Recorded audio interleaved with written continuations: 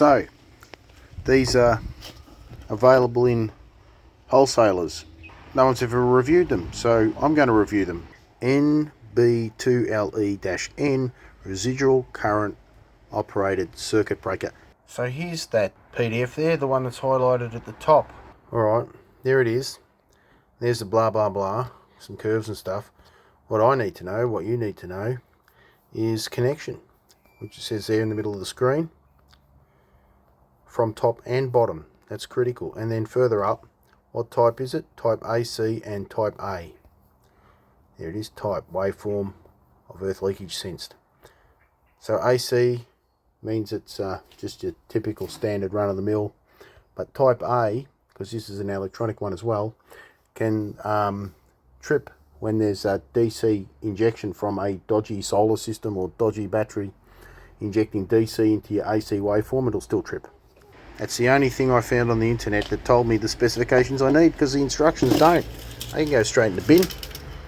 The other thing is they've got their buzz bar sorted out. I've got the three in the middle loose because I want to put a curved one in the top and a straight one in the bottom.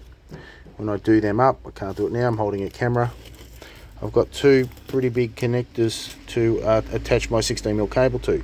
So for the price, I think they're really good.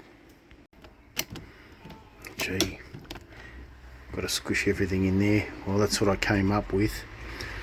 Speaking of tight, those wonderful little terminators I put in the bottom had to be bent to almost 90 degrees to fit. And let's turn it on and see what happens, eh? See if anything goes kapoosh. Okay, that's good so far. What about some normal circuits here?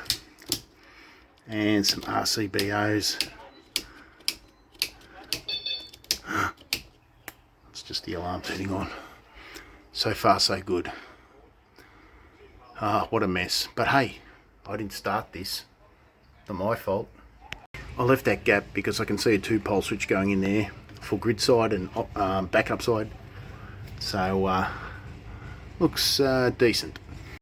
I can just visualize later on a 2-pole switch could go in there.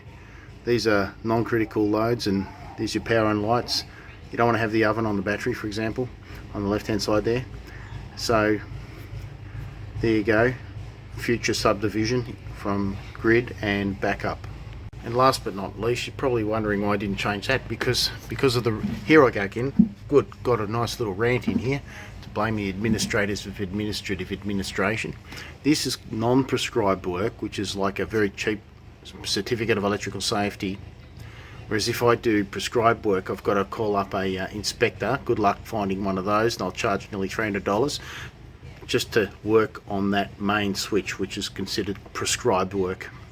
So I can't change that, otherwise it's going to cost $300 plus. So that's going to stay an archaic piece of crap that doesn't even turn off in a short circuit. Ideally it would be a 63 amp circuit breaker.